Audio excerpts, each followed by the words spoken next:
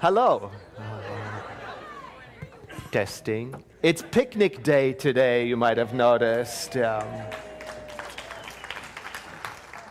And as you heard from our host this morning, we're continuing our exploration of the power of kindness this month, using the beautiful book by Piero Ferrucci, The Power of Kindness, subtitled The Unexpected Benefits of Leading a Compassionate Life.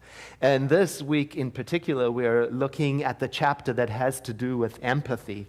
And in each of the chapters, he has a subtitle, and this particular one is Empathy, Expansion of Consciousness, which is quite appropriate for empathy, because if you get into empathy, that's exactly what it does. It breaks down the walls, the barriers, and expands your consciousness so that you can move from the land that you know very well and feel free to roam around the country.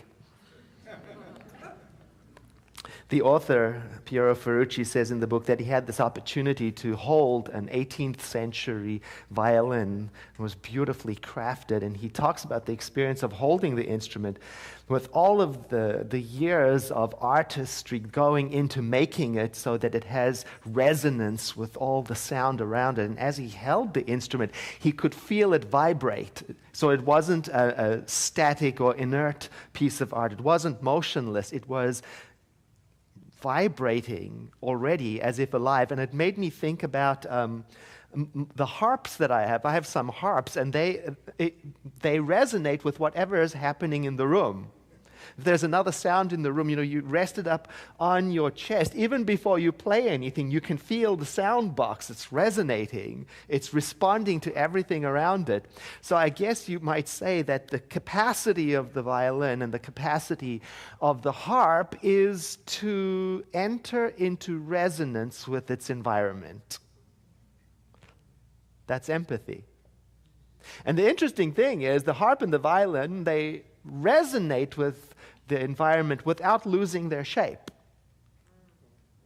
without losing their function. They continue to be a harp and a violin, but they can just, if we give them human attributes, they can just feel what's going on.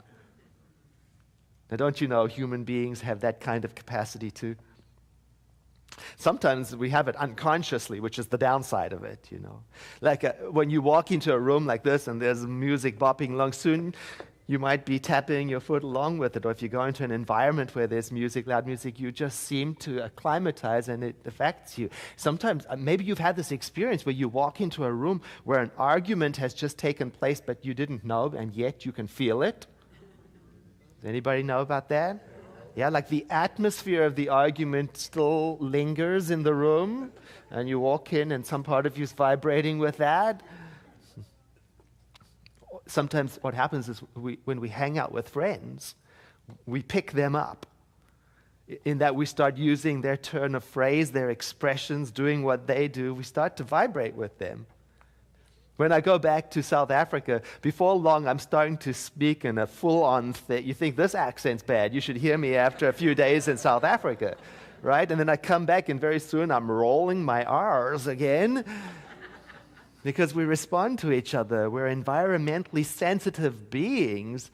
And the upside of that is that we can pick up some really beautiful, beneficial habits, especially if we're conscious about it, what we expose ourselves to. And I guess the downside of it is if we are unaware, then the environment can drag us down, and then one day we wake up and say, how did I get like this? What happened? I was at a seminar, and the leader of the seminar said, if you want to know what your values are and what you value, just take an inventory of the 10 people in your life that you spend the most time with. Now, she didn't say the 10 people that you admire, right? She didn't say the 10 people who are your role models. She said the 10 people you actually spend the most physical time with, and then do a summary of what they are all about, and then you'll find your own values as the median plane in that group. I was horrified.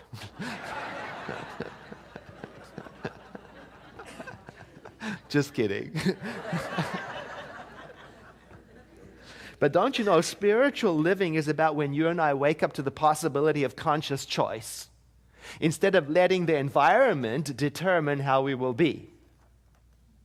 Of exercising choice, because then the things that we've been talking about this month, like honesty and warmth and mindfulness and empathy, then we can choose to cultivate them purposefully. So it's a conscious direction that we go in. Because imagine the violin or imagine the harp sitting there saying to itself, what will I resonate with today? It can't. But we can. But we don't always. Certainly, for me, sometimes this would be my inner dialogue. Oh, what do I want to let take over and make me vibrate today? Right? I'm thinking about the violin and the harp sitting there. You know, if I unpack the harp, and even if a bus drives past, the sound and the vibration of the bus makes the harp vibrate. It responds to everything in its environment. It has no choice. Sometimes I'm like that, right? Like sometimes I hear a piece of news that I don't like, and it's like a bus, and there I go with the news. Sometimes it's good news. It's a good vibration. Oh, it takes me up. Still, I'm unconscious. Or somebody's behavior drives through my environment like a bus, and I'm going with them too, trying to match my behavior. Not even trying. It happens on a below the surface level. If I'm asleep. Spiritual living about reducing the amount of automatic reflex responses and waking up to purposeful choices about what I wish to cultivate in my life, like empathy. Why empathy? Because empathy increases our ability to be kind, and kind is a spiritual power that is unparalleled. Now, he talks in this little book about empathy in particular, saying that if this capacity to vibrate with people in a conscious way, if it does not develop sufficiently, or if it is thwarted, we are in trouble. If we are insensitive to the emotions of others, why, then each relationship becomes an impossible charade. And if we see others not as living subjects, but as things on a par with a refrigerator or a street lamp, we allow ourselves to manipulate and even to violate them. Without the vibration and the feeling, connection with other people, it's easy just to reduce them to a something, a thing. And we can do that with whole cultures. We can do that with whole races. We can do that with whole genders. You know, if we distance ourselves and look only at the surface, pick a few things to think about, make some assumptions, generalize it, and then prejudice is born out of that, and prejudice is exactly the opposite of empathy. Empathy requires that we leave the known territory of our country. It requires that we travel beyond the borders of what is ordinary and comfortable and known.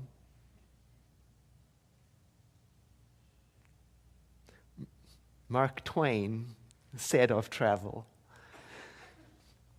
that travel is fatal to bigotry and narrow-mindedness. And many other people need it sorely on these accounts. Broad, wholesome, charitable views of people and things cannot be acquired by vegetating in one little corner of the earth all one's lifetime. We can use that, internalize it, not through vegetating in one little corner of my consciousness, not through vegetating in one little corner of my opinion, do I develop empathy. I have to travel beyond the borders of what I know or think I know. And you know, if you travel in consciousness or in the world, it will challenge your sense of normal. It will. This time in history, actually, you and I can travel to every corner of the world without even leaving our home, right? I mean, Google Maps, amazing. And all the information about the countries of the world and their cultures, but don't you know we have to go past the pictures. We have to go past the information, because empathy is not about information. Empathy is about vibration. Empathy is about understanding. So I have to go beyond the normal sources, my opinion and information in the news. I have to go past that. I have to have an explorer's attitude. I have to have a willingness to go where no person has gone before. It takes a little work. It takes an attitude of mind. My friend Paul Saran, who is in the sound today, he put on his Facebook page how he has a sincere desire to understand the attitude and mindset and thinking of people who have an opposite point of view to him when it comes to political matters. And he talked about his sincere journey to really take on their argument and listen to it. Not take on like in a combat, but to try it on, to sit in it. So with dropping the inclination to correct them and to give the counter argument, but to just understand it. I was so impressed with that. I'm going to try it myself. It's not easy. I mean, even, for example, the situation with Israel and Palestine right now, I really wanted to go beyond the surface and the available news, and I've been traveling a lot lately, so I took with me resources to read. I went right back to the beginning of time, to the formation of the countries. I read from every perspective. I read even travel logs. I read about organizations that represent both sides. I read from family sites that have lost people. I read the charters of and as I read, I realized the sense of complexity. And as I went further and further beyond the surface, I noticed a growing sense of uncomfortableness. As I came to realize that this is the sort of thing that leaves a person going, wow, I don't know. And to tell the truth, it's so much easier to stay on the surface. Just take a snippet of news and develop an opinion and tweet it to somebody. Be reactive and get married to that reaction. It's easier. I can just close myself off to what's going in the world. As long as I don't feel the vibration of the suffering in the world, I can be happy.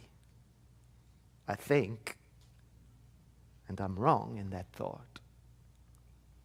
He says in the book, closing ourselves to other people makes us imbalanced, whereas participating in their lives makes us to be healthier and happier. And if you exclusively focus on yourself. Every week you hear the host say a portion of the vision of United Centers for Spiritual Living. Centers for Spiritual Living, that's the correct name of our movement. It's a vision of a world, a healthy, loving world that works for everyone. We talk about it every opportunity we can. And it occurred to me, if that's truly the vision that actuates our community, well then, I'm going to have to leave the confines of my country. I'm going to have to leave my country, my consciousness behind. I'm going to have to try on the world for its point of view. He also says in this little book that self-attention or self-focus is correlated with greater depression and anxiety. If you stay home, you get depressed. You must leave and travel for empathy to be born. There is a writer, I had to write his name down because it's all consonants like Christopher Fritchie's last name, so you got to figure out how to pronounce it. His name is Krznaric. And he is the faculty member and founder of the School of Life in London, and he is their expert on empathy. And he says empathy is a habit that we can cultivate. So it doesn't matter where you are with it right now, there's still time. You can cultivate it. And if you do, you're going to improve the quality of your life and the quality of the life of the people around you. That's how it works. And the way he defines empathy is the ability to step into another person's life, into their shoes, but not just step into it, but have the attitude of trying to understand their feelings and their perspective, the sincere desire to understand their feelings and perspective. You see, there's another dimension to empathy, and it is not to be confused with the golden rule, he says. Now, you know what the golden rule is. Do unto others as you would have them do unto you.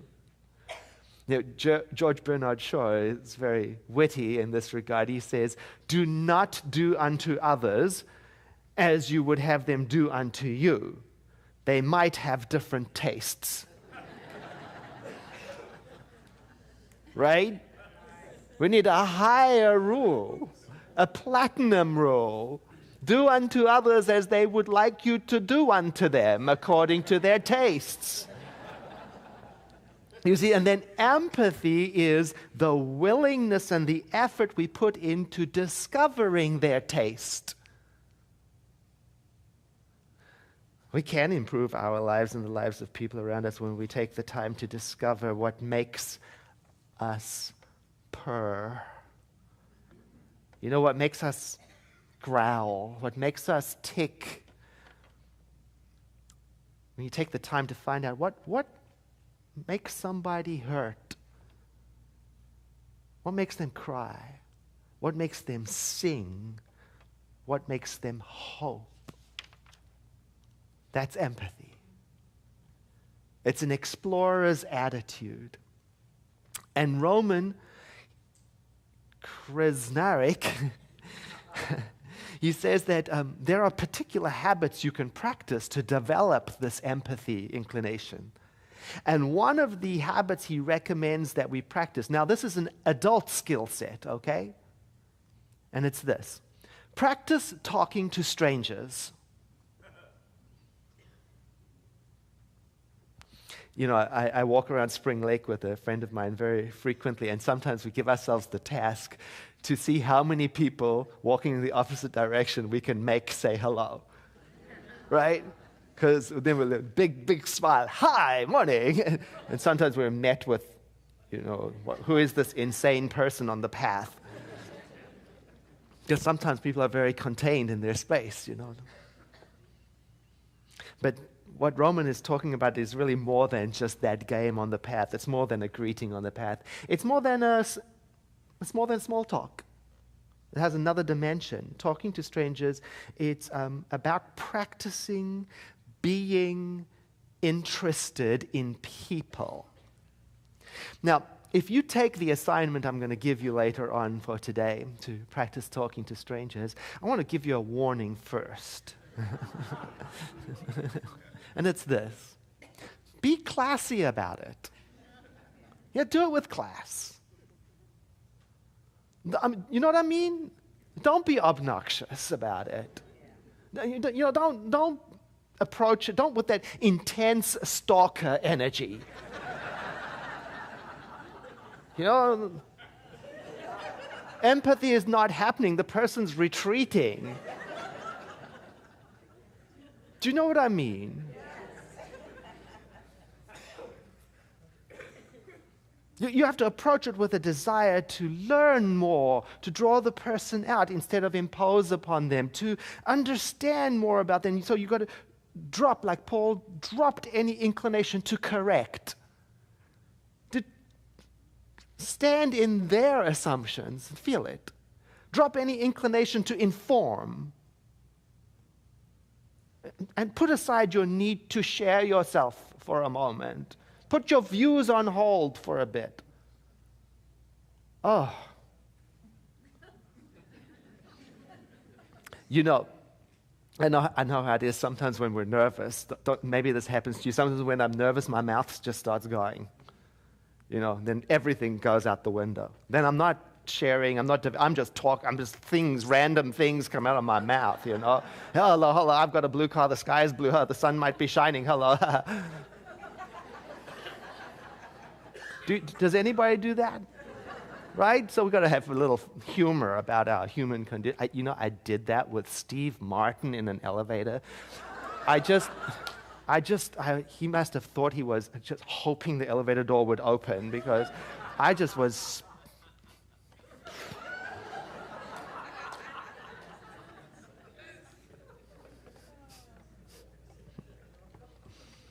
See, sometimes I talk at people. It's different. It's a whole different thing. Romans says curiosity about people, it increases empathy, because if you practice it with this mindset, it'll expand your awareness. It takes you out of your country. It allows you to vibrate with what's going on and expands you beyond your normal circumstances. You know, we have a term for that in Science of Mind teaching. We call it the mental equivalent. What is normal for you, when we expand it, that allows the greater yet to be an opportunity to emerge. And not only that, it's also useful in relieving the rampant loneliness that afflicts our country. There is a book, it's called The Lonely American, in which it talks about how America in the 21st century spends more money than any nation on the earth ever before on social connectivity, and yet has one of the strongest growing sense of loneliness among individuals.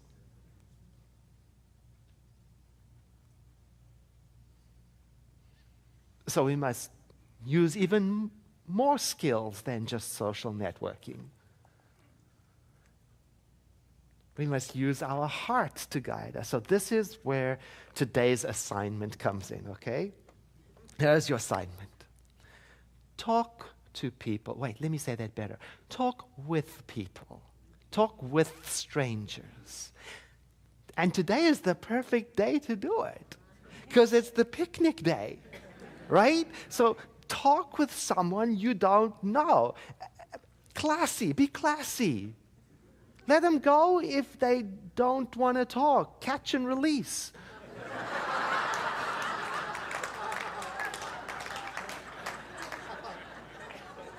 Be classy. Be curious about them. Have it in your heart to see if you can gently draw them out. Yeah. Don't tell them who you are and what it is you know and how much of and this metaphysical truth and that and the next thing. And please don't choose me as the subject of your experiment. You know, by the third service, you know, and several hundred people, I start to get a little thin, you know, and so people say, you know, on stage he's so warm, but in person he's a little cold. No, I'm just exhausted. No, I'm not cold. Maybe I'm a little cold.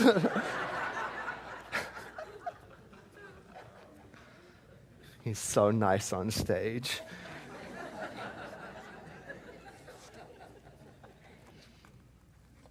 So if you see me at the picnic and I look like this,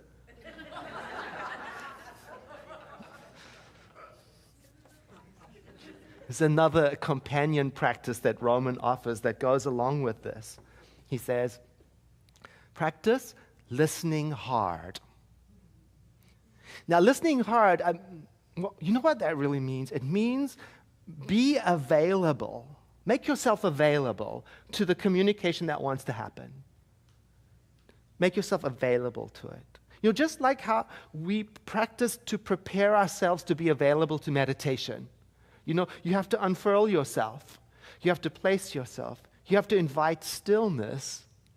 Right? Because you can't approach what wants to happen in meditation like this while you are updating your Facebook status.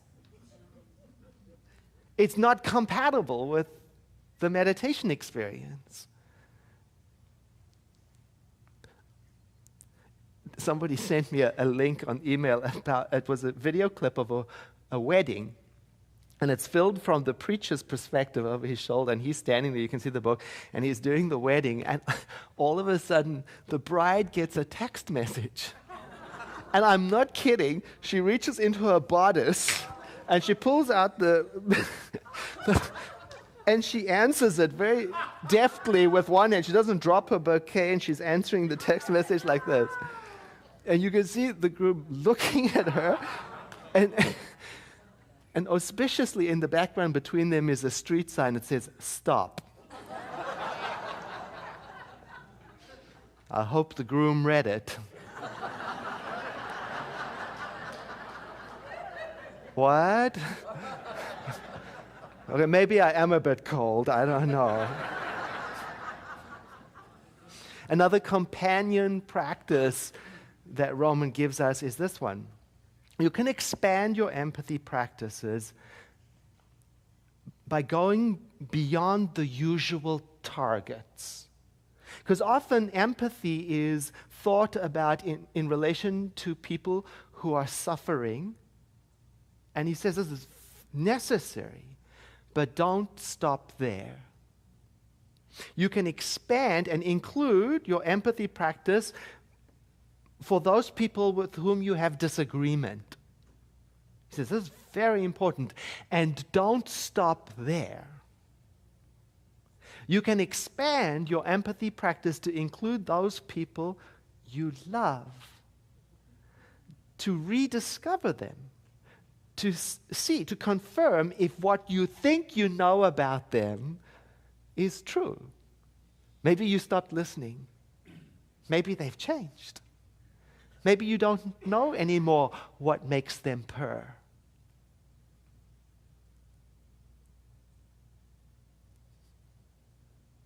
There it is. So I invite you to breathe in with me and exhale. As we take a moment of inward celebration to acknowledge that presence, that divinity from which everything comes. We sometimes call it mind, to remind us that it is not local, non-physical, that it is like idea. And it is like idea in that it is the first cause of anything that appears. It is the source of everything that becomes. It is that before which there was nothing except itself. And as we dwell upon this concept of divinity, it allows us to feel an expanded sense of ourselves, that in this mind we live and breathe and move and have our being. It is our home, and we are inheritors of its nature, like a drop of ocean inherits the nature of the water. And so in this, our prayer, we take time to remember also that we are using this mind, even now, through our prayer, to reestablish ourselves in the mode of conscious choice, of being creators in our lives, of expressing beautifully exactly that which we wish to bring into this world. And today, our focus is on kindness through the lens of empathy.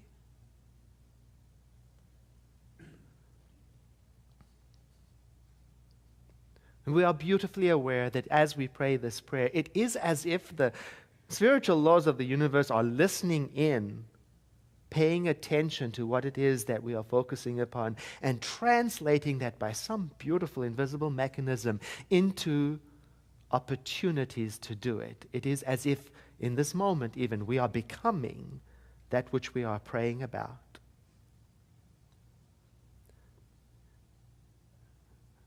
This is exactly why we say the words, I release this word into the law of mind, to remind us that even now we are becoming what we are praying about. And so it is.